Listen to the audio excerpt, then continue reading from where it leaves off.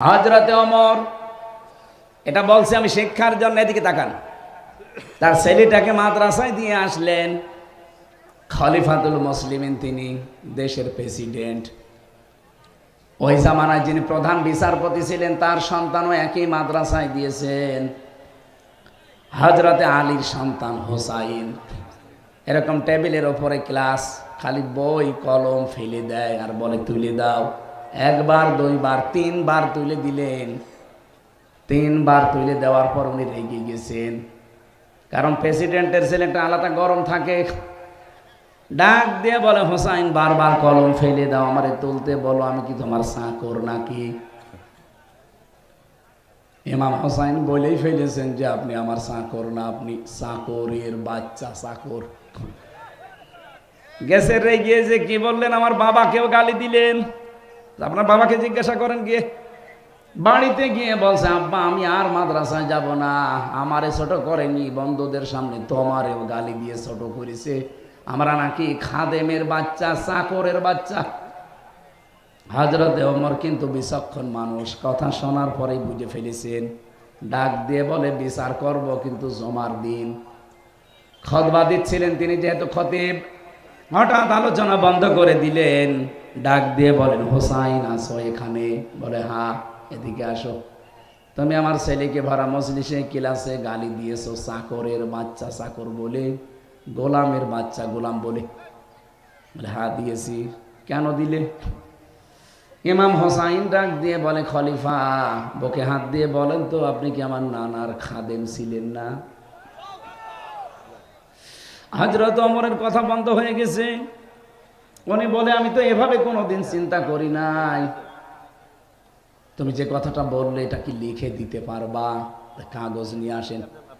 খেজুরের পাতা নিয়ে এসেছে, উনি লিখে দিলেন, ও মার আমার নানার খাদেম ছিল, আমি দেখেছি, আমার নানার খেদমত করছে। খাদেমকে আমি খাদেম বলবো না কি বলবো? ইতি হোসাইন ইবনে আলী লিখে দিলাম। হযরতে ওমর কাগজটা হাতে নিয়ে চমা খেলেন। ডাক দিয়ে বলে, নবীর সাহাবীরা, বিচার হয়ে গেছে। ছোট মানুষ আব্দুল্লাহ তো বোঝে না, বলে বাবা তুমি তো বিচারই শুরু করলে না, হয়ে গেল কি করে? হযরত ওমর বলে, সন্তান, যে বিচার করেছি দুনিয়া না আখিরাতেও কাজে লাগবে। আমি যখন মারা যাব এই কাগজটা আমার কাফনের ভেতরে দিয়ে দিও। কিয়ামতের ময়দানে আল্লাহ পাক যদি আমার জীবনের কিছুই পছন্দ না করে, এই কাগজটা অন্তত তুলে দেখাবো, রব্বুল আলামিন আমার জীবনের কিছুই যদি তোমার ভালো না লাগে, কাগজটার দিকে তাকাও, তোমার নবীর নাতি লিখে দিয়েছে আমি নবীর খাদেম ছিলাম, এই ওসিলাই হলেও তুমি আজকে আমারে মাফ করে দাও।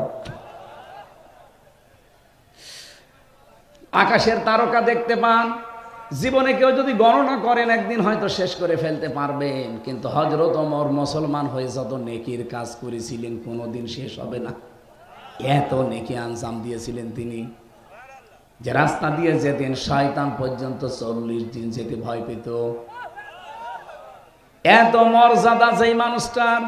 হযরত ওমরের একক সিদ্ধান্তের ওপরে কোরআনের 13টা আয়াত আমার আল্লাহ তার মন মতো করে নাজিল করেছেন, অন্য কারো নামে এত আয়াত নাজিল হয়নি। এই মানুষটা যদি কিয়ামতের বিচারে এই সিদ্ধান্ত নিতে পারে যে আল্লাহ কিয়ামতে যদি কিছুই তোমার কবুল না হয়, পছন্দ না হয়, এই কাগজটার দিকে একটু তাকাও, তোমার নবীর নাতির সই করা আছে, উনি লিখে দিয়েছে আমি নবীর খাদেম ছিলাম, এই ওসিলা হলো আমার আজকে মাফ করে দাও। তা আমাদের জীবনে তো এরকম একটা কিছু থাকা লাগবে। কি দেখাবেন আপনি? হাল্লাকা সিররুন ইনদাল্লাহ বাইনাকা আনতা ওয়া বাইনাল্লাহ, হাল্লাকা সাদাকাতুন তাখফা লা ইয়ালামুহা ইল্লাল্লাহ। তোমার কি এমন কিছু আছে যে কিয়ামতে তুমি দেখাতে পারবে? তুমি ছাড়া আর আল্লাহ ছাড়া কেউ জানে না ওই সাদগার বিষয়টা। এমন কোন গোপন দান তোমার আছে? এই জন্য দুনিয়াতে এমন কিছু গোপনে করা দরকার, এমন কিছুর পক্ষে থাকা দরকার যেই জায়গায় আমার আল্লাহ নিজেও দুর্বল হয়ে যায়। এই জন্য আমি হাত তোলালাম। যে লোকটা গালি দিয়েছে রাসূলুল্লাহকে, ও যদি আমার বাবাকে গালি দিত, ওরে আমি আর পুরস্কার দিতাম, দে বিশেষ করে আমার দাদারে যদি গালি দিত আমি আরো টাকা দিতাম, কারণ আমার দাদা আওয়ামী লীগ। না, গালি দিক, কিন্তু আপনি রসুলকে গালি দেবেন কেন? তামাম দুনিয়া আমরা রসুলের কাছে ঋণী। এক কথা বলে না কেন? উনি যা দিয়ে গেছে তামাম দুনিয়ার মানুষ আমরা তার কাছে ঋণী। আর আপনি গালি দেন মানবতার এই মহান বন্ধুকে, আপনি তো মানবতার শত্রু। এই কথা বলেন না কেন? আর মানবতার শত্রু আপনি। এই জন্য আমরা আহ্বান জানাই ডক্টর মোহাম্মদ ইউনূসের কাছে, যারা এই দেশে এরকম কিছু করবে আইন পাশ করে দেন, আমরা সরাসরি তার ফাঁসি চাই। আগামীতে কোনো শয়তান যেন আর সাহস না পায়।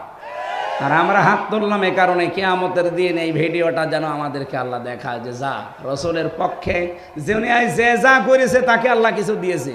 নবীর আপন চাচা আবু লাহাব ও তো জাহান্নামে যাবে, কিন্তু এই দুইটা আঙ্গুল দিয়ে নবীজির জন্মের কথা শুনে খুশি হয়ে তার নিজের কাজের মেয়েকে বলেছিল যা তোর আমি মুক্ত করে দিলাম। আল্লাহর নবীর জন্য এতটুকু করে সে কিন্তু লস করেনি, আল্লাহ ওইটাই কবুল করে নিয়েছে, যদিও সে কাফের। কি কথা বুঝতেছেন? শেখ সাদী রহমতুল্লাহ আলাইহি জীবনে বহু কিছু লিখেছে, কিন্তু 3 লাইন লেখার পরে তার আর কিছু মনে ছিল না। বালাগাল হুলাবি কামালিহি কাশাফাদ্দু জাবি জামালিহি হাসনাত জামিউ খিসালিহি। এরপরে তার কলম থেমে গেছে। তাহাজ্জুদের নামাজ আদায় করে যায় নামাজে ঘুমিয়ে পড়েছে। গভীর রজনীতে নবীজি এসে বলে সাদী কি চিন্তা করো? হযরত শেখ সাদী বলে হে রাসূল, জীবনে বহু কিছু লিখেছি, কোনোদিন আমার কলম থেমে যায়নি। আজকে আপনার নামে আমি একটা কবিতা লিখতে গেলাম, 3 নাম্বার লাইনের পরে আমার আর মনে আসে না। বিশ্ব নবী বলেন সাদী কলম হাতে নাও, আমি যেই লাইন চতুর্থটা বলছি ওটা লিখে নাও। সাল্লু আলাইহি ওয়া আলিহি। এটা কিন্তু কোরআনের আয়াত না, হাদিসও না, একটা কবিতা। অথচ এটা মানুষ কত আনন্দ নিয়ে পড়ে, কত আগ্রহ নিয়ে পড়ে। শেখ সাদী রহমতুল্লাহ আলাইহি কত কিছু দুনিয়ায় লিখেছেন, তার কিছু এত প্রসিদ্ধ হয়নি। অথচ রাসূলুল্লাহর নামে শুধু 3 লাইন লিখে তিনি আজ বিশ্ববিখ্যাত হয়ে আছেন। এখন আমরা আবার আহ্বান জানাচ্ছি, এই দেশে কিয়ামত পর্যন্ত যেন কেউ বিশ্ব নবীকে অপমান করতে না পারে। আপনার গালি দেওয়ার দরকার হলে আমার বাবারে গালি দেন, আমার দাদারে গালি দেন, এ কথা বলে না কেন? উনি সুপারিশ করা ছাড়া, ওনার সিগনেচার ছাড়া কেউ জান্নাত যেতে পারবে না। আপনি যত বড় ইমানদার হন আর যত বড় ক্ষমতাধর হন, মরে যাবেন। নবীজি বলেন যদি হাত আমি লিখে দিলাম এটা জান্নাতি, আপনি পাবেন। উনি যদি বলেন না আমার সিগনেচার নেই, আপনি যত বড় পীরের মুরিদ হন আপনি জাহান্নামী। কথা বলেন। আশা করছি আমি ইঙ্গিত দিলে আপনি বুঝে ফেলেছেন। আজকে থেকে দল মত এই জায়গায় অন্তত আর দেখবেন না যে না ওটা জামাত ইসলামের নবী, আমার না। আপনাকে কি কবরে রাখার সময় ওই কথা বলা হয়? তখন তো ঠিকই বলি বিসমিল্লাহি ওয়া আলা মিল্লাতি রাসূলিল্লাহ বলা হয়। জামাত ইসলামের লোক মরে গেলে যেই দোয়া, আপনিও মরে গেলে ওই দোয়া, কিন্তু রাসূলুল্লাহর ক্ষেত্রে কোনো পার্থক্য। এজন্য আমরা এই জায়গায় যেন এক থাকি। আল্লাহ এবং রাসূল এই 2 জায়গায় কোনো ঝামেলা করা যাবে? আপনি জমি জায়গা নিয়ে বউ নিয়ে মারামারি করেন, অসুবিধা নেই, এই জায়গায় কোনো ঝামেলা চলবে না। আমরা কোরআনে কারিম থেকে যে নির্ধারিত আয়াতের উপরে তাফসীর করব বলে বলে বসেছি। কতগুলো আয়াত পড়েছি, এতগুলো সম্ভব না। একটা শব্দের উপরে কথা বলবো যেটা নিয়ে বাংলাদেশ, ভারত আর পাকিস্তানে বেশি ভেজাল। আমি বিশ্বের যতগুলো দেশে গেছি, যেহেতু আকিস গ্রুপে আমি চাকরি করি, তাদের খতিব, এই হিসাবে তারা আমারে একটা ভিসা লাগিয়ে দিলে 27টা দেশ ঘোরা যায়। বহু দেশে নিয়ে গেছে আমারে। ওনাদের 175টার উপরে দেশে ব্যবসা চলে, সেখানে 8-10 হাজার 15-20 হাজার মানুষ কাজ করে। সেখানে নিয়ে যায় মালিক, আমারে নিজে নিয়ে যায়, যে ওই 8-10 হাজার মানুষের মাঝে কথা বলায়। ওনাদের একটা লাভ আছে, এটা মাইকে বলা ঠিক হবে না, কারণ ওই মানুষগুলোর ভেতরে যদি আল্লাহর ভয় ঢোকে তাহলে তারা কাজে ফাঁকি দেবে না। আমার কুষ্টিয়ার বিহারবি কেবল একজন আছে মজনু সাহেব, প্রতি বছরে 100-র উপরে মানুষকে হজ করায়। আমি একদিন একজনকে জিজ্ঞাসা করলাম এনার উদ্দেশ্য কি? বলছে 2টা। 1 নম্বরে হজ যদি করে ওই হাজী সাহেব যে দায়িত্বে থাকবে অন্তত চুরি করা তার দ্বারা একটু কঠিন হবে। টাকা 1-1.5 লাখ 2 লাখ 5 লাখ খরচ হোক, কিন্তু ওর দ্বারা যে 30-40 বছর একটা কাজ করে নিলাম, সেখানে অন্তত দুর্নীতি হবে না, চুরি হবে না, এই গ্যারান্টি মজনু সাহেব মনে করে। এই কারণে 100 জন 150 জন 200 জন হজ করায়, টাকা খরচ হোক, সওয়াবও হচ্ছে, কাজও হয়ে যাচ্ছে। আকিস গ্রুপেরও ওইটাই না, আমাকে ভালোবাসে তারা, তাদের অনেক স্যাক্রিফাইস আছে আমার জন্য, আমি দোয়া করি তাদের জন্য। যতগুলো দেশে ঘুরলাম সবচাইতে বেশি ভেজাল এই আয়াতের প্রথম শব্দটা নিয়ে বাংলাদেশে, ভারতে আর পাকিস্তানে। একেবারে প্রদেশ প্রদেশ ঘুরে ঘুরে আমি দেখেছি, ভারতের কোনো জায়গা আমার বাদ নেই, সব প্রদেশে ঘুরে ঘুরে দেখে দেখলাম এইটা নিয়ে ঝামেলা। বাংলাদেশের কোনো জেলা থানা তো আমার আর বাকি নেই, সব জায়গায় যেয়ে দেখলাম এইটা নিয়ে ভাগা। পাকিস্তানে যত জায়গায় সব ভেজাল এইটা নিয়ে। আজ এই ভেজাল নিরসন করা দরকার। প্রত্যেক জমার দিন সারা পৃথিবীর যত মসজিদ, আমি যেখানেই নামাজ পড়েছি জমার নামাজ, দেখেছি ইমাম সাহেব এই আয়াতটা শেষে পড়ে, ফাযকুরুনি আযকুরকুম ওয়াশকুরুলি ওয়ালা তাকফুরুন। 4টা বিষয় আল্লাহ আমাদেরকে প্রতি জমার দিন ইমাম সাহেবের মাধ্যমে স্মরণ করায়, যে আমাকে স্মরণ করো, আমি স্মরণ করব, আমার শুকরিয়া আদায় করো, নাফরমানি করবা না। কয়টা কথা? আরো জোরে। 1 নম্বরে আমাকে স্মরণ করো, আমিও স্মরণ করব, আমার নিয়ামতের শুকরিয়া আদায় করো, নাফরমানি করবা না। হয়ে গেছে না বলা? বুঝেছেন? কারা হাত তোলেন তো? না ঠিক আছে, তাহলে মোনাজাত করে দিই। আপনি যখন বলছেন যে আমি বুঝে পেয়েছি, আমি কি করব? আমি পড়া কোরআন শরীফ যতটুকুই বুঝেছি, যেহেতু আমার অনার্স মাস্টার্স এইটার উপরে সারাটা জীবনই প্রায় চলছে, এর উপরে আমার সেই 5 পাস করার পর থেকে এর উপরে আমি এইটা নিয়ে যতটুকু বুঝলাম, নাড়াচাড়া করে প্রায় 42টার উপরে আমি বিশ্ববিদ্যালয়ে থাকাকালীন মিলিয়েছিলাম তাফসিরগুলো। সব মুফাসসির এই আয়াতের ব্যাপারে 5টা অর্থ নিয়ে এসেছেন। প্রথম শব্দ ফা, প্রথম অক্ষর কি? এর বাংলা অর্থ অতঃপর। উযকুরনি, আমাকে স্মরণ করো, মানে আমার জিকির করো। আযকুরকুম, আমি আল্লাহ তোমাদের জিকির করব। আমি 2010 সালে যখন প্রথম গ্রেপ্তার হয়ে জেলে গেলাম, ওই সময় যে ওসি সাহেব আমার নিয়ে গিয়েছিল, মানে গোপালগঞ্জে বাড়ি, টঙ্গি পাড়ায়, আল্লাহর ওলি, উনি আমারে বলছে, হুজুর আমি আপনারা ছেড়ে দিচ্ছি, কিন্তু একটা দায়িত্ব পালন করবেন, প্রতি জমার দিন এসে আমারে আপনি যেভাবে কোরআন পড়েন ওইভাবে শিখিয়ে দেন। যেভাবে শিখতে হলে আরবি গ্রামার জানা লাগবে, আমি তাই পড়ব। এই প্রতি জমার দিন যেতাম, গাড়ি পাঠিয়ে দিত, পড়াতাম। ওর পরের বছরে 11 সালে একটা আলোচনা করেছিলাম জিকির এই শব্দ নিয়ে, কারণ বিশাল ভেজাল লেগে আছি সারা বাংলাদেশে, যে যেভাবে পারে খালি জিকির।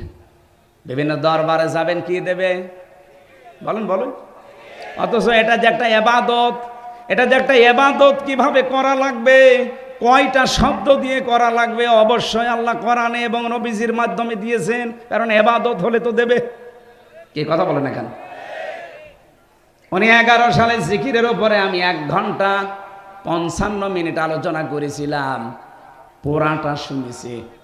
পরের সপ্তাহে পড়াতে গেলাম, আমারে বলছে, হুজুর এতদিন আমি কি ভাবতাম জিকির নিয়ে, যে বিভিন্ন পীর সাহেবরা দেয়, বাবারা যে জিকির করে, মনে হচ্ছিল যে ওইটাই মনে হয় জিকির। তা আপনি এ কি বললেন? এ তো জিকিরের সাথে ওদের বাস্তবতার একটাও মিল নেই। আমি যেহেতু দলিল দিয়ে দিয়ে বলেছিলাম, জিকিরের পুরা কোরআনে আমার আল্লাহ প্রধান অর্থ দিয়েছেন 5টা। জিকিরের অর্থ কয়টা? 1 নম্বরে জিকির মানে কোরআন, জিকির মানে ইন্না নাহনু নাযালনা যিকরা ওয়া ইন্না লাহু লাহাফিজুন। এটা সূরা হিজরের ভেতরে 9 নম্বর আয়াতে আছে।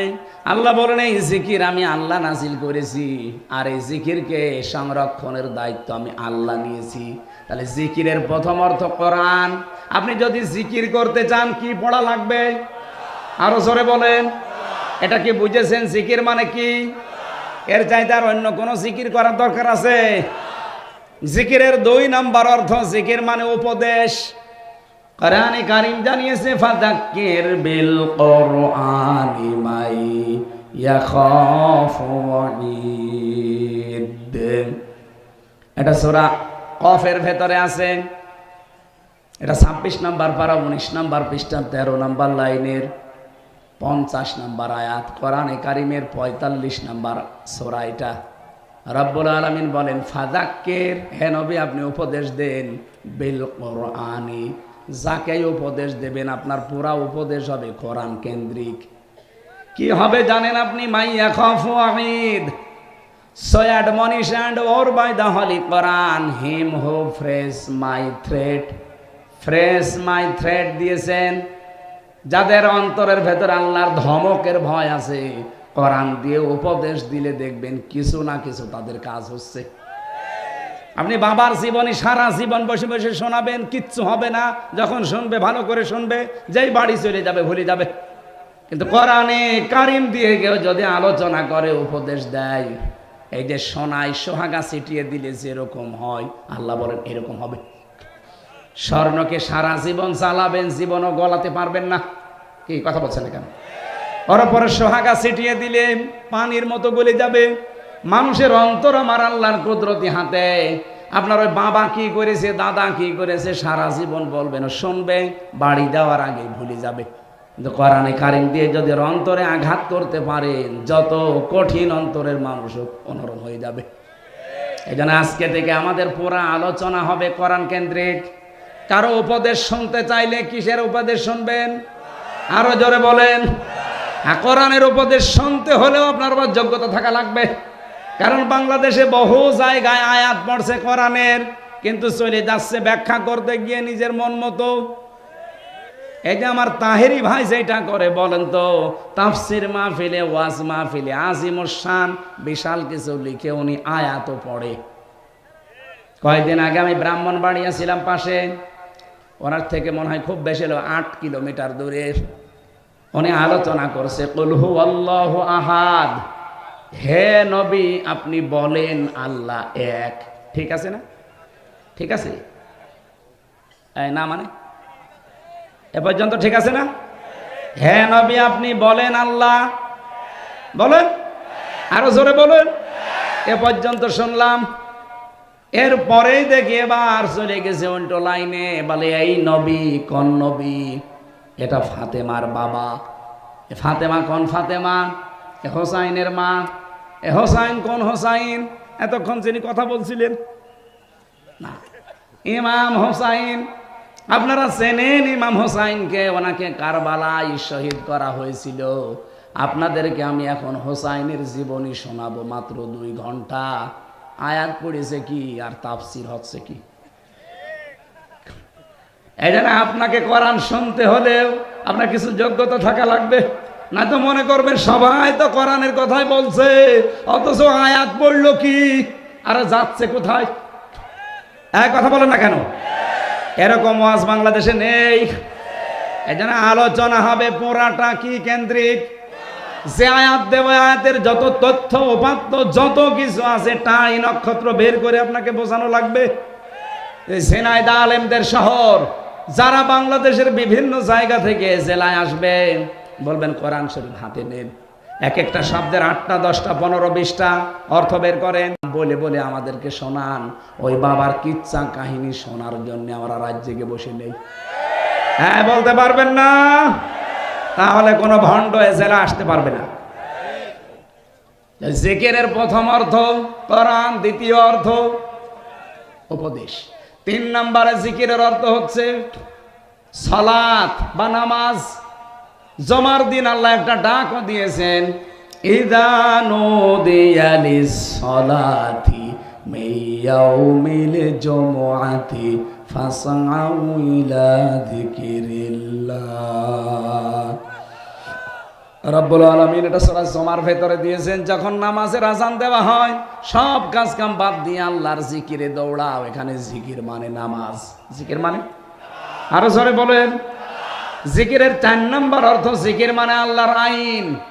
এটা সূরা তাহার 124 নম্বর আয়াতে পাবেন, আমান আ'রাদান যিকরি ফাইন্না লাহু মাঈশাতান দনকা ওয়া নাহশুরুহু ইয়াওমাল কিয়ামাতি আ'মা। যে ব্যক্তি আল্লাহর আইন থেকে, আল্লাহর বিধান থেকে মুখ ফিরিয়ে নেয়, এখানে জিকির মানে আল্লাহর আইন। আল্লাহ বলেন তার জীবন আমি সংকীর্ণ করে দেই, ওর আয় উন্নতিতে কোনো বরকত থাকে না। চর্ম চোখে দেখতে মনে হবে আমার সম্পদের পাহাড় তৈরি হচ্ছে, আসবে একদিক থেকে, চলে যাবে 5 দিক থেকে। এখানে আল্লাহর আইন বাদ দিয়ে, আল্লাহর বিধান বাদ দিয়ে সম্পদ আদি কামাই করতেছেন না, ওটা আপনি ধরে রাখতে পারবেন না। কত মানুষ এখানে আছে বোনের জমি, ভাইয়ের জমি, চাচার জমি, ফুফুর জমি ফাঁকি দিয়ে জাল দলিল করে নিজের নামে লিখে নেয়। আর ওই মামলা তখন ইনাদের কাছে যায়, তখন ওনারা হায় হতাশ করে হচ্ছে কি। তখন উনি যেটা অপরাধী তারে ধরে ছেলে নিয়ে গেলে গালি দেয় ওনারে, ওসি ভালো না, ওসি তো ভালো না, তা আপনি ভালো, আপনি যে বাবার সম্পত্তি আপনার যে ভাইকে না দিয়ে জাল দলিল করে লিখে নিলেন। কত হাজি আছে হজে যাওয়ার আগে নিজের জমি জায়গাগুলো সব ছেলের নামে দিয়ে দেয়, আর মেয়েকে বলে মা তোর জন্য দোয়া করে দিলাম। এটা টাটকা নির্ভেজাল শয়তান। ওর হজ কবুল হওয়া দূরের কথা, জিদ্দার বিমানবন্দরও আসবে না। তুই দোয়া তো করবি ওর নামে, ওকে ফাঁকি দিলি কেন? আগে ওর জমি ফেরত দে। এক কথা বলেন না কেন? আপনি কি ফাঁকি দিয়েছেন?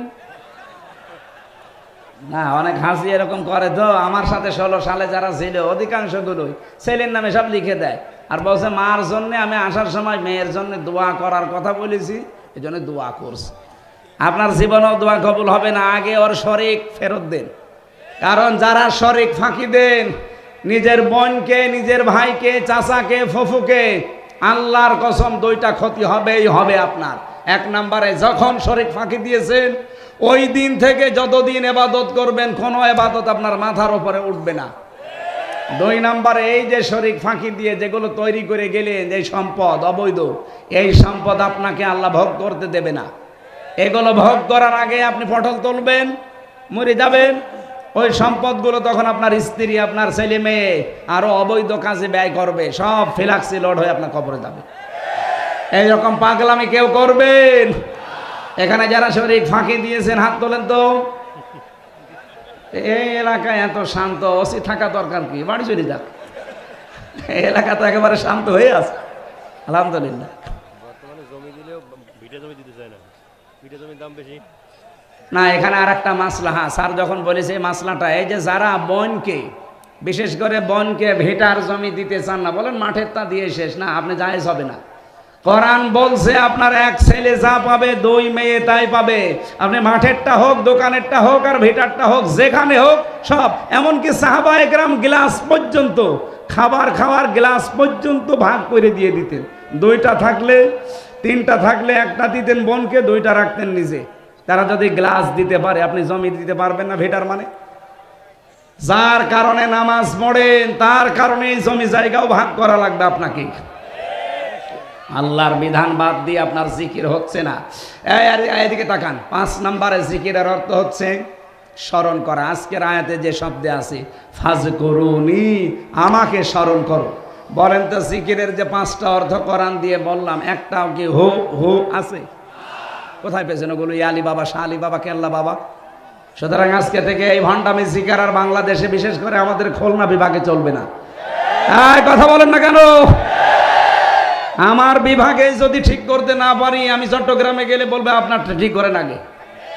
যেন আমি সারা বাংলাদেশের ঘর সেই বেড়াবো আর আমার ঘরেরই খেয়াল নেই, সমস্যা হবে। আপনার আগে ঠিক হন। আশা করছি এই ভণ্ডামিগুলো বাংলাদেশ থেকে বের হবে। জিকিরের অর্থ এবার হাদিস দিয়ে পেয়েছি আমি 99টা। কয়টা?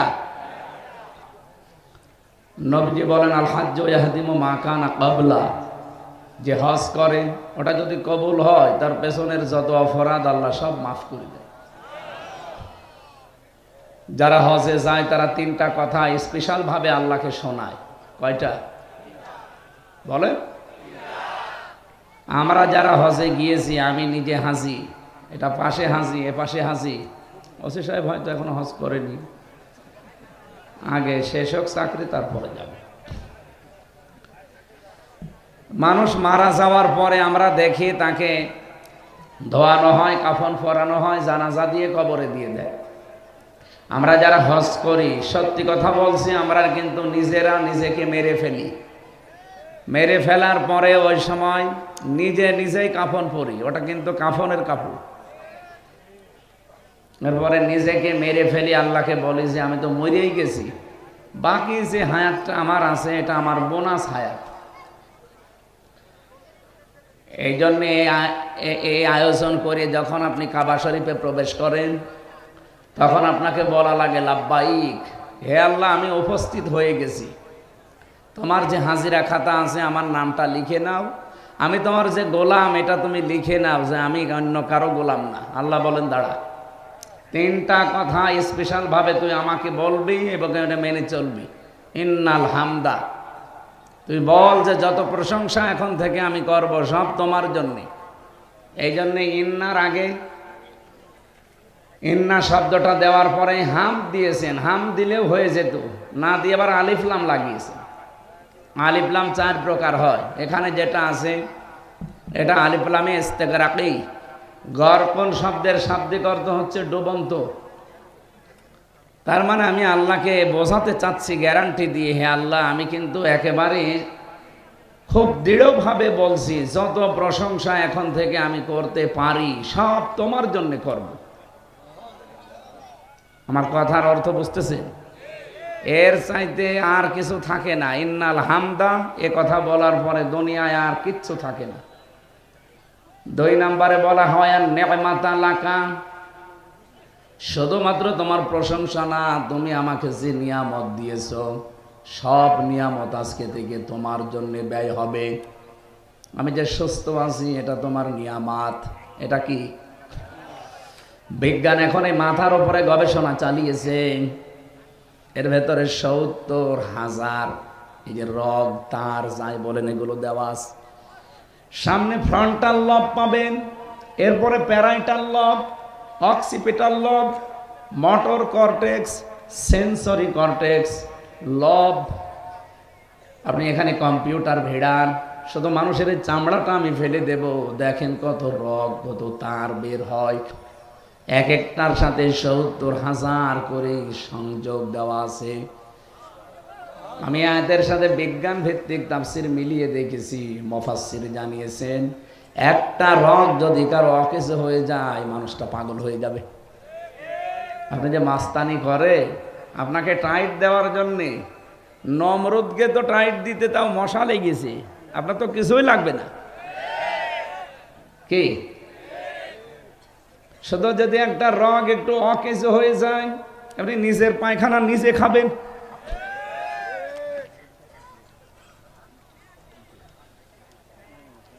এই জন্য আমি যে সুস্থ আছি এটা আমার নিয়ামত, এই সুস্থতা আল্লাহ তোমার জন্য ব্যয় হবে। তুমি কি আমাকে ক্ষমতা দিয়েছো, পাওয়ার দিয়েছো, সম্পদ দিয়েছো, যা দিয়েছো সব আমি তোমার জন্য ব্যয় করব। এই জন্য হযরত ইউসুফ আলাইহিস সালাম কিন্তু দায়িত্বটা চেয়ে নিয়েছিলেন। অনেক মানুষ বলে হুজুর আবার এই লাইনে আসার দরকার কি? আরে ভাই, এই লাইনে যদি এই মানুষগুলো না আসে এ দেশ দুর্নীতিমুক্ত হবে না। হযরত ইউসুফ বলেছিলেন ক্বালা জাআলনি আলা খাযাইনিল আরদি ইন্নী হাফিজুন আলীম। তিনি বলেছিলেন বাদশাহ আমাকে আপনি খাদ্য মন্ত্রণালয়ের দায়িত্বটা দেন, কোষাগারের, আমি এটা সংরক্ষণ করতে পারবো।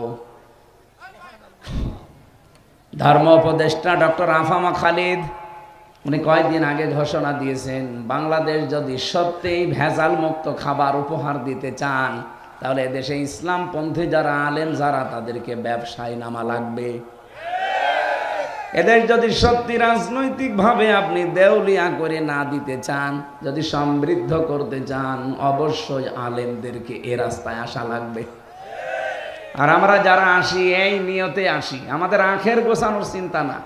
যদি চিন্তা থাকতে হয়, ওসি সাহেবের গ্রামের বাড়ি মোড়লগঞ্জ, ওখানে যিনি এমপি ছিলেন মুফতি আব্দুস সাত্তার, আমি আসার সময় স্যারের সাথে কথা বলছিলাম, এখনো পর্যন্ত তার বাড়ি মাটির বাড়ি, সে একজন এমপি। গত পরশুদিন আমি ছিলাম পাবনা, শহীদ আল্লামা মতিউর রহমান নিজামী রহমতুল্লাহ আলাইহি, ওনার বাড়ি দেখলাম। এখনো পর্যন্ত মাটির বাড়ি উপরে টিন দেওয়া, অথচ 2টা মন্ত্রণালয় লোকটা চালিয়েছে। আপনি আল্লাহর অলি খুঁজে পান না? না, আল্লাহর অলি খোঁজার জন্য বরিশালে যাওয়া লাগে। এই যে পাশের জেলা যশোর, মুহাদ্দিস আবু সাঈদ এমপি ছিলেন না? দেখেছেন তার বাড়ির অবস্থা। সাতক্ষীরার এমপি মাওলানা রিয়াসাত আলী, আমি নিজে গিয়েছিলাম তার বাড়িতে, কি অবস্থা, একটা ফকিরের বাড়ি, ওনার চাইতে ভালো। অথচ 15.5 বছর যারা চালিয়েছে, একজন এমপির নাম শুনলাম উনি মন্ত্রী হয়েছিলেন, ভূমি মন্ত্রী, ওনার বাড়ি 620টা। আপনার আর কয়টা লাগবে বলেন তো? আমার তো মনে হচ্ছিল যদি এই 6.5 মাস ওরা থাকতো, আমার এখনো 100টা বাড়ি ওরা বানিয়ে ফেলতো। বানালে কি হবে? 620টা বাড়ি থাকতে পারে না। কয়েকদিন আগে মালয়েশিয়া গিয়েছিলাম, ওখানে ওরা বানিয়েছে সাহেব পাড়া। কানাডায় তো বেগম পাড়া, এখানে বানিয়েছে সাহেব পাড়া। কিন্তু থাকতে পারে না, সব হোটেলে থাকে।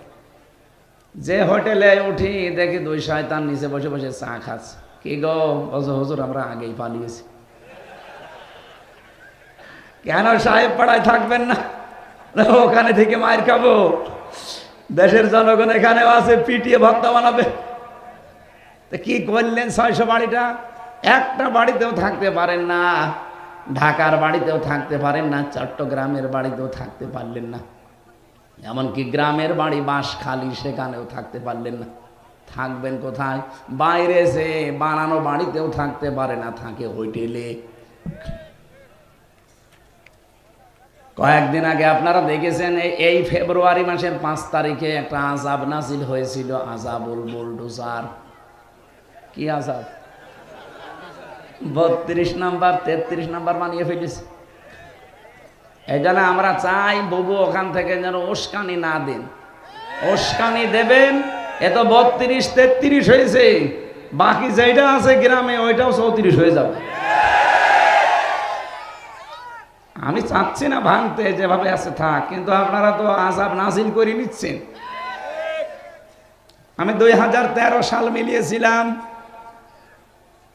সাতক্ষীরা, চাঁপাইনবাবগঞ্জ আর চট্টগ্রাম, এই 3টা জেলাতে বুলডোজার দিয়ে কত মানুষের বাড়ি ঘর আপনি মাটির সাথে মিশিয়ে দিয়েছেন।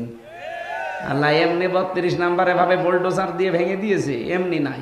কে ভেঙেছে? না না, কোরআনে কারীম জানিয়েছে, ফাকুতিআ দাবিরুল কওমিল্লাযীনা যালামু। সূরা আনআম 7 নাম্বার পারা 12 নাম্বার পৃষ্ঠা 4 নাম্বার লাইনের 45 নাম্বার আয়াতের প্রথম অংশে আছে। এটা তাফসিরে ফি জিলালিল কোরআনে পাবেন। আল্লাহ পাক বলেন, জালেমদের শিকড় পর্যন্ত কাটা হয়ে গেছে। কেটেছে কে? না না, আপনি আলেম, এখানে বসে আছে দেখছেন না? এটা মজহুল, এর ফাইল জানা নেই, কে করেছে আল্লাহ বলেন কেউ জানে না। এই জন্য সারা দেশে জালেমদের বাড়ি ঘর অফিস দেখেন, সব কিন্তু অধিকাংশ মাটির সাথে মিশে গেছে। মিশিয়েছে কে? কেউ জানে না। আমার কুষ্টিয়ার হানিফ সাহেবের বাড়ি যান, পায়খানার টয়লেটের এই যে প্যান পর্যন্ত খুলে নিয়ে চলে গেছে। হ্যাঁ, ইটও নেই। এখন নিল কে? কেউ জানে না। এটা কেন করলেন আল্লাহ? এখানে কেন করলেন আল্লাহ? আমাদের জন্য শিক্ষা আছে। এর পরের আয়াতে দেখবেন, এটা সূরা নমলে পাবেন, 19 নাম্বার পারা 20 নাম্বার পৃষ্ঠা 7 নাম্বার লাইনের 52 নাম্বার আয়াত। এটা আধুনিক তাফসিরে দেখবেন। আল্লাহ পাক বলেন, ফাতিলকা বুয়ুতুহুম খাওয়িয়াতাম বিমা যালামু। এই সেই ঘরগুলো, এই সেই 32 নাম্বার, এই সেই কুষ্টিয়ার হানিফ সাহেবের বাড়ি। যদিও নাম নেই, আমার আল্লাহ মনে হচ্ছে আগস্টের 5 তারিখের আগে আয়াতটা আবার নাজিল করেছে। এই যে ফা আছে বক্তব্যের শুরুতে, ফা আরবি গ্রামার অনুযায়ী 19টা অর্থে ব্যবহার হয়। এখানে যারা গ্রামার বোঝে জিজ্ঞাসা করেন, আল্লাহ যেন তার কুদরতি আঙ্গুল এভাবে দেখাচ্ছে যে এই সেই ঘরগুলো, এই সেই ঘরগুলো। আল্লাহ 1 বছর না দিয়ে বুয়ুত বহু বছর দিয়েছেন, তার মানে বহু জালেমের বাড়ি খাওয়াতান জনশূন্য হয়ে গেছে, পরিত্যক্ত হয়ে আছে। এটা একজনের না বহুজনের? কেন এগুলো করলেন? বিমা জলামো, এদের জুলুমের কারণে। এদের জুলুমের সীমা এত বেশি পার হয়ে গেছে, আমার আল্লাহরও সহ্যের বাইরে চলে গেছে। দুনিয়ায় যদি কিছু না হয়, শুধু ব্যারিস্টার আরমানকে যে কষ্টটা দিয়েছে এইটার জন্য আল্লাহর আরশ পর্যন্ত কেঁপে গেছে। কয়েকদিন আগে ব্যারিস্টার আরমানকে ডেকেছিল একটা টক শোতে, উপস্থাপিকা যিনি একটা মেয়ে, আরো 3 জন আছে মেহমান, প্রত্যেকেই দেখলাম অঝোর নয়নে তার কথাগুলো শুনে কাঁদতেছে যে মানুষ এত নিচে নামতে পারে, ক্ষমতার জন্য মানুষ এত কঠিন হতে পারে। ওনারা যেদিন ফেলে দিয়ে যায় দিয়াবাড়ি, ওই উত্তরা দিয়াবাড়ি মিরপুরের এলাকায়, ওই জায়গাটাও পরশুদিন আমি আসার সময় দেখছিলাম। ড্রাইভার আমারে বলছে যে এই জায়গায় ফেলেছিল ওনারে। আল্লাহ বলেন বিমা জলামু, জালেমদের জুলুমের কারণে জায়গা পর্যন্ত আমি অভিশপ্ত করে দিয়েছি। এ পর্যন্ত ছিল ওদের ব্যাপার, এর পরের অংশ আল্লাহ আমাদের জন্য দিয়েছেন। ইন্না ফি যালিকা লাআয়াতাল লিকাউমিন ইয়ালামুন। আল্লাহ ইন্না দিয়েছেন প্রথমে, মাঝখানে দিয়েছেন লামে তাকিদ। শব্দগুলো কত কত কঠিন, আমরা যারা আরবি গ্রামার জানি তারা টের পায়। আল্লাহ গ্যারান্টি দিয়েছেন 1 আয়াতে 2 বার। আল্লাহ বলেন অবশ্যই এর ভেতরে শিক্ষা আছে যারা জ্ঞানী তাদের জন্য। কিন্তু আগস্টের 5 তারিখের পর থেকে আমরা দেখছি অনেকের জ্ঞান আর কাজে লাগছে না, তারাও যেন ওই আগের মতো অন্ধ হয়ে গেছে। কোরআনে কারীম তাদের জন্য সূরা বানী ইসরাঈলের 8 নম্বর আয়াতের মাঝের অংশে শুনিয়েছে, ওয়াইন উদ্তুম উদনা ওয়াজআলনা জাহান্নামা লিল কাফিরিনা হাসীরা। ওরা যা করেছে তোমরাও যদি ওদের মতো আচরণ করো, আমি ওদের সাথে যা করেছি তোদের সাথেও তাই করব। এই জন্য ইন্না ফি যালিকা লাআয়াতিন দিয়েছেন। আরে নাম না দিলেও অর্থ হয়ে যেত। আল্লাহ এত বেশি জোর দিয়েছেন এই শব্দটাই। আল্লাহ বলেন অবশ্যই এখানে শিক্ষা আছে জ্ঞানীদের জন্য। জালেমদের এত বড় শিকড় যদি আমি কেটে ফেলতে পারি, এখন যারা আশায় আছো যে চেয়ারে বসবো আর আঙ্গুল ফুলে কলা গাছ হয়ে যাব, 5 বছর পরে তোমার বাড়িও শ্মশান হয়ে যাবে। এই জন্য সাবধান সাধু, সাধু এই জন্য সাবধান। কথা বুঝতেছেন? আমাকে আল্লাহ যত নিয়ামত দিয়েছেন, ওসি সাহেবের জন্য নিয়ামত ওনার ওই চেয়ারটা, আমার জন্য নিয়ামত আমার এই চেয়ারটা। আমাকে আল্লাহ কথা বলার মতো যোগ্যতা দিয়েছেন। যে যেই জায়গায় আছি আমরা প্রত্যেকের ওইটা তার জন্য নিয়ামত। আমার এই নিয়ামত আজকে থেকে যতদিন বেঁচে আছে আমি আল্লাহর জন্য শুধু ব্যয় করব। এ কথা আমি কাফনের কাপড় পরে বলেছি আল্লাহর ঘর তাওয়াফ করার সময়। 3 নম্বরে বলা হয় অল মুলকা লাকা, হে আল্লাহ আমি কিন্তু কাবা ঘর তাওয়াফ করছি, প্রদক্ষিণ করছি, আমি কিন্তু সব ছেড়ে দিয়ে তোমার পেছনে চলে এসেছি। কাবা ঘর প্রদক্ষিণ করা মানে, কাবার ঘোরা মানে কি? আমি দুনিয়ার সব ছেড়ে আমি আল্লাহর পেছনে ঘুরতেছি। এ ঘর যেহেতু আল্লাহর, আমি ঘুরছি কার পেছনে? আরো জোরে বলেন। শেষ কথা এইটাই বলে, হে আল্লাহ আমি যদি রাজ্য রাজনীতি দুনিয়ায় কিছু করেও থাকি, আজকে থেকে শুধু তোমার জন্য করব। অল মুলকা লাকা, অল মুলকা লাকা, তোমার জন্য করব আমি রাজনীতি। এতটুকু আল্লাহ বলেন, শেষ হয়নি। বিদায় তাওয়াফ করার সময় যে অধ্যাপক সাহেব যারা হাসি, শেষ কথা আল্লাহকে এটা শোনানো লাগে, আল্লাহ লা শারীকা লাকা লাব্বাইক, আমি চলে যাচ্ছি আল্লাহ, আমার নামটা তুমি লিখে রেখো, আমি কিন্তু মুশরিক না। আমি আজকে থেকে তোমার গ্যারান্টি দিয়ে গেলাম কোনোদিন আর শিরিক করব না। বাংলাদেশে যত হাসি রাজনীতি করে, সরকারি দলে বিরোধী দলে নিরপেক্ষ যারা আছে, বলেন তো এই তিনটা কথা যদি মেনে চলতো, এদেশে আর কারো লাগতো না ইসলাম কায়েমে, হাজিরায় যথেষ্ট। বলেন, করছে হাজিরায় কাজগুলো, একটা কথাও ঠিক রাখে না। ওখানে বলে ইন্নাল হামদা, প্রশংসা সব তোমার জন্য, এসে প্রশংসা করে মরা মানুষের। আরে ভাই, মানুষ তো মরেই গেছে, তার প্রশংসা করে করবেন কি? ওই প্রশংসা যদি তার না করে ওই মরা মানুষের মালিক যিনি, ওনার করতেন, আপনার অন্তর প্রশান্ত হয়ে যেত।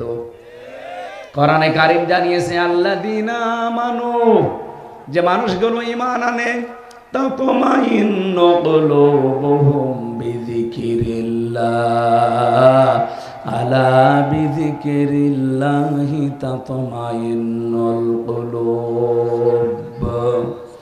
এই পৃথিবীতে ইমানদারেরা যদি প্রশান্তি পেতে চায়, আমি আল্লাহ বলছি, আমি আল্লাহর নামে তাদের অন্তর ঠান্ডা হবে। আজকে থেকে আমলটা একটু মন মতো করেন।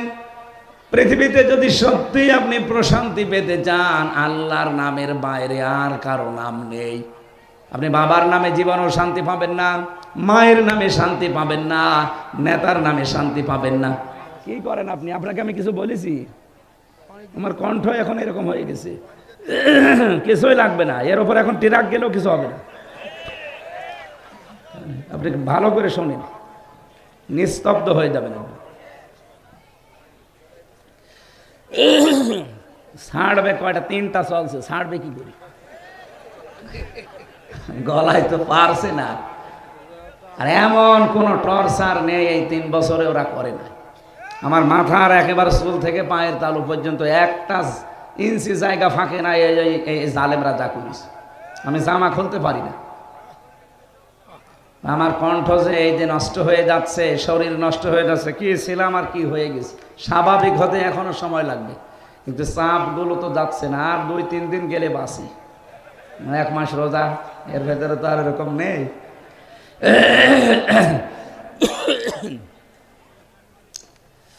ঝিনাইদহ বাসী আমরা যদি সত্যি আয়াত থেকে কিছু নিতে পারতাম, বাংলাদেশে বহু বেদাত বন্ধ হয়ে যেত, বহু শিরিক বন্ধ হয়ে যেত।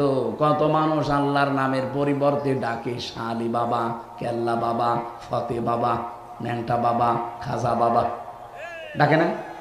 বলেন বলেন। এখানে অনেক আলেম আছে। পৃথিবীতে 3টা অপরাধের শাস্তি আল্লাহ ডবল ঘোষণা দিয়েছেন।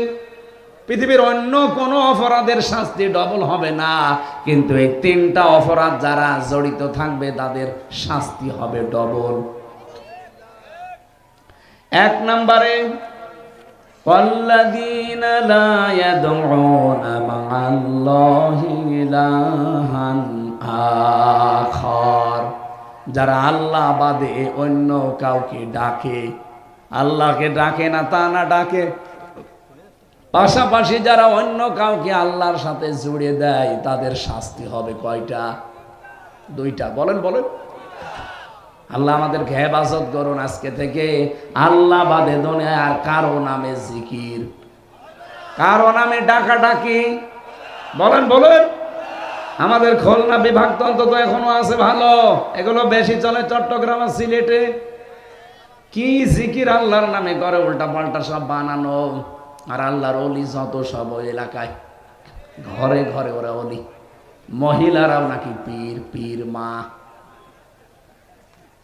এই জন্য আমি আজকের সভাপতি আলহাজ সিরাজুল ইসলাম, ওনাকে দিয়ে যে কথাগুলো বললাম, সারা পৃথিবীর হাজিদেরকে আল্লাহ যেন এটা মেনে চলার তৌফিক দেন। বলেন আমিন। বাংলাদেশের প্রশাসনের উপরে এখনো পর্যন্ত মানুষের খারাপ ধারণা যায়নি, এটা আস্তে আস্তে কাটা দরকার। 15.5 বছর ওনারা লাঠিয়াল বাহিনী হিসাবে ব্যবহার হয়েছিল অনেকেই। এই তাদের কারণে পুরা বিভাগটা এখন কালার হয়ে আছে জাতির কাছে। ওনাদের যে ডিউটি, আমি তো নিজে দেখেছি, 8 ঘন্টা 10 ঘন্টা না, 24 ঘন্টার 24 ঘন্টায় ডিউটি। নবীজি জানিয়েছেন 2টা চোখ আল্লাহ জাহান্নামে দেবে না। একটা যারা রাতের বেলা আল্লাহর ভয়ে কান্নাকাটি করে, দুই নম্বরে যারা জনগণকে পাহারা দেওয়ার জন্য রাত জেগে থাকে, ওনাদের ভেতরে যেহেতু দ্বিতীয়টা আছে, ওনাদের পুরা দায়িত্ব যেন আল্লাহ এবাদত হিসাবে মঞ্জুর করেন। প্রশাসনে যারা আছেন, সে বিডিআর হোক, আর্মি হোক, পুলিশ হোক, যারা প্রশাসনে আছেন, এ চাকরিটা শুধু চাকরি না, এটা একটা এবাদত, আর এটা সর্বোত্তম এবাদত। কি কথা বলেন না কেন? কুনতুম খায়রা উম্মাতিন উখরিজাত লিন-নাস, আল্লাহ বলেন আমি তোমাদেরকে উত্তম জাতি বানিয়েছে। তোমাদের উত্তম হওয়ার কারণ কি? তোমরা মানুষের উপকার করবে। মানুষের উপকার সবচাইতে বেশি করার জায়গা প্রশাসন থেকে, কারণ ওদের জান মাল ইজ্জত আবরু হেফাজতের দায়িত্ব সরকার দিয়ে দেয়। আল্লাহ রাব্বুল আলামিন এই বাহিনীর উপরে আগের যে অবস্থা ছিল ওই অবস্থায় যেন ফিরে যায়। এবং যারা দায়িত্বে আছেন, আগামীতে আমার মনে হয় প্রশাসনে, বিশেষ করে পুলিশ প্রশাসনে যারা আছে, তাদের বিভাগটা আলাদা করে দেওয়া দরকার। ওদের আইজির কথা মতো চলবে তারা। কোনো নেতা খেতার কথা মতো চলতে গেলে আবার অবিচার শুরু হবে। আমরা চাই সামনে যারা দায়িত্বে আসবে ওরা যেন আলাদা করে দেয় ওদের। ওরা যদি সঠিকভাবে কাজ করতে পারে, হাত পা খুলে দিয়ে, এদেশে আবার শান্ত হয়ে যাবে ইনশাআল্লাহ। যেন প্রশাসনের আজকে যারা এসেছেন এই করসাদপুর থানা এবং আশপাশের বিভিন্ন ক্যাম্প থেকে, আল্লাহ রাব্বুল আলামিন আপনাদের দায়িত্বটাও যেন আজকে পুরাটা ইবাদত হিসাবে কবুল করেন। পর্দার আড়ালে যারা বসে আছেন সম্মানিত মা এবং বোনেরা, প্রাণপ্রিয় ঝিনাইদহবাসী, এলাকায় আমার ভাইয়ের বাড়ি, এই পাশে 2-3 কিলো দূরে জগদীশপুর, খালিদ সাইফুল্লাহ, সবাইকে নিয়ে আমি আল্লাহর দরবারে শুকরিয়া জানাই, যিনি আমাদেরকে কোরআন শোনার একটা মন দিয়েছেন।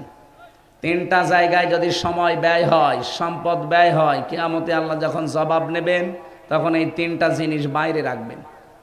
1 নম্বরে যাদের সময় এবং সম্পদ কোরআনের পেছনে ব্যয় হবে, এই সম্পদের হিসাব কিয়ামতে দেওয়া লাগবে না, বাড়ি যে কালকে বলবেন। যারা পরিবারস্থ লোকদের জন্য সম্পদ আর সময় খরচ করেন, ওই সময় আর সম্পদের হিসাব আল্লাহর কাছে দেওয়া লাগবে না। 3 নম্বরে যারা জিহাদের ময়দানে কাজ করে, নিজে যদি যেতে না পারেন, যারা করে তাদের পেছনে খরচ করলে ওই সময় ওর ওই টাকার হিসাব আল্লাহর কাছে দেওয়া লাগবে না।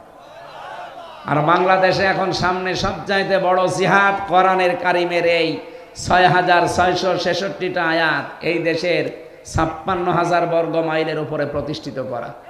এটার জন্য যারা কাজ করছে, আপনি যদি নিজে করতে না পারেন, যারা করছে তাদের পেছনে সময় দেবেন, সম্পদ দেবেন। এক কথা বলেন না কেন?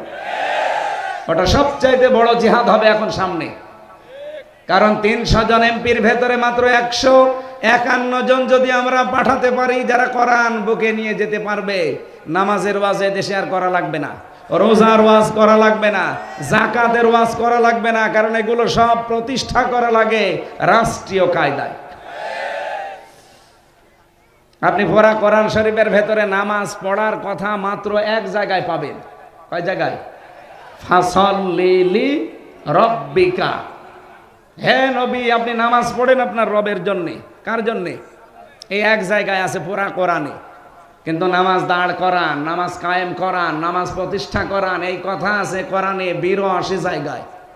কত জায়গায় বলেন তো? 1 বেশি না 82 বেশি? কত বেশি বলেন? নিজে নামাজ পড়বেন মাত্র 1 বার পেয়েছি আমি, আর নামাজকে দাঁড় করানো লাগবে এটা 82 বার। এই জন্যে, কারণ একা একা এটা সম্ভব না, অন্তত 82 জন মানুষ তো লাগবেই। আর রাষ্ট্রে আমরা 18 কোটি মানুষ বাস করছি। এই 18 কোটির ভেতরে মাত্র 300 জন, এর ভেতরে মাত্র 151 জন। এরা যদি বলে মাননীয় স্পিকার আমরা নামাজের বিল চাই, দেখবেন তার পরের দিন এই বিধানটা বাংলাদেশে কায়েম হয়ে গেছে। আপনার আর ওয়াজ করা লাগবে না, ভাই সলিমদ্দি চলো নামাজ পড়তে যায় না, ও নামাজ পড়তে বাধ্য হবে, ওর বাপ পর্যন্ত পড়বে। নামাজের বিলটা কায়েম যদি হয়, আপনি হয়তো একটা ভোট দিয়েছিলেন যাকে, সেই লোকটা যদি সংসদে যে এই বিলটা কায়েমের পক্ষে কথা বলে, 18 কোটি মানুষ নামাজ পড়বে। আপনি একটা ভোট দেওয়ার কারণে 18 কোটি মানুষের নামাজের সওয়াব পাবেন। এইটা অনেকে বুঝে ফেলেছে, এই জন্য বলে হুজুর এটা রাজনীতি। এটা রাজনীতি হয় কি করে? এই কথাটা রাজনীতি হয় কি করে? আমি 1 ওয়াক্ত নামাজ পড়ি 18 কোটি মানুষের নামাজের সওয়াব পাবো, এটা রাজনীতি হয় কি করে? এটা তো সাদগায়ে জারিয়া। বলেন আমাদের দেশে আমরা গোনায়ে জারিয়া বুঝি না, অনেকে সাদগায়ে জারিয়াও বুঝি না। আমি একটা সিনেমা তৈরি করলাম, এর ভেতরে অশ্লীল দৃশ্য যা থাকবে, যত মানুষ দুনিয়ায় দেখবে, এরপরে আবার কপি হবে, আবার দেখবে, এরপরে আবার কপি হবে, আবার দেখবে। এটা যদি কিয়ামত পর্যন্ত চলতে থাকে, আপনি কিয়ামত পর্যন্ত কবরে গোনায়ে জারিয়া পেতেই থাকবে। এগুলো সব ফ্ল্যাক্সি লোড হয়ে আর বিকাশ হয়ে যাবে। এখন যদি বলেন হুজুর আমার বিকাশ নাম্বার খোলা নেই, এমনি খুলে যাবে।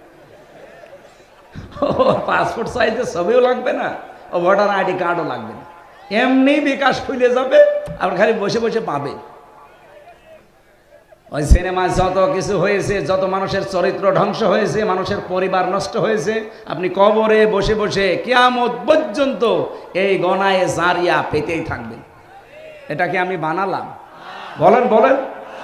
সূরা নিসা 5 নাম্বার পারার 10 নাম্বার পৃষ্ঠা 11 নাম্বার লাইনের, এটা 85 নাম্বার আছে, আয়াতে আছে, মাইয়াশফা শাফাআতান হাসানাতান ইয়াকুল্লাহু নাসীবুম মিনহা ওয়া মাইয়াশফা শাফাআতান সাজ্জিয়াতান ইয়াকুল্লাহু কিফলুম মিনহা ওয়া কানাল্লাহু আলা কুল্লি শাইইন মুকিতা।